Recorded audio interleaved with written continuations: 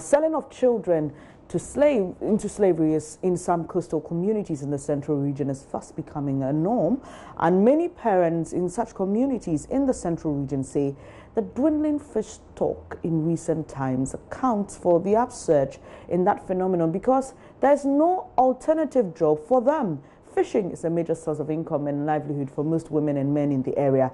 Richard Kodunyako has been spending time in some of the coastal communities and reports the poverty situation in such areas is also forcing many girls into prostitution.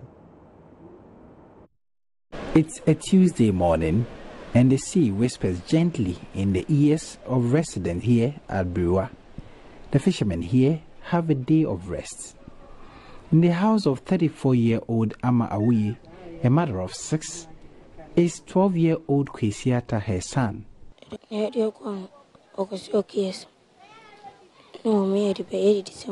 I left here 4 years ago. It hasn't been easy. We were starved, beaten with the slightest provocation. In the night, we are crammed in one kiosk to battle it out with mosquitoes. Kwesi is a returnee. He recently returned from Côte d'Ivoire after he was sent into slavery. His account from his toils is chilling. In Esinyamiche's compound is 13-year-old Kofi, a class 1 pupil, another returnee.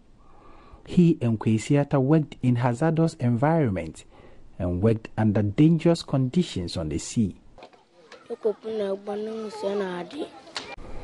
I am happy to be back home.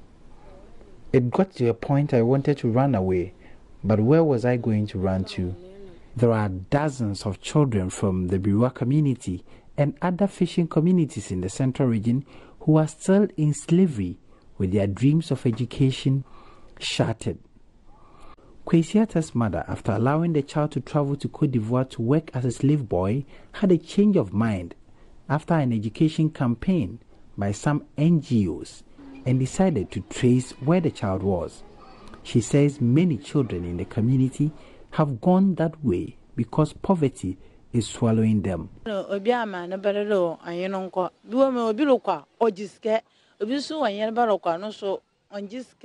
You see that many people here send their children into slavery. Some are paid money, while others are not. Mine, for instance, I didn't collect anything from them, because if you collect money, they will maltreat your child. I can't stand my child being maltreated. The fortunes in the sea have depleted, and both fishermen and fishmongers along the coast of the central region are dejected. The men go to the sea and return with little or no catch. Many of the women here in this community say if there isn't any intervention and alternatives for them, many children are likely to be sold into slavery by their parents. Judith Ansa is a teacher in this fishing community of Brewa. For Judith, the situation gets alarming by the minute. Girls as early as 10 enter into prostitution. Fathers or per se parents, excuse me to say, are not educated. Most of them don't see even a need to bring them. So there are a lot of pupils at home.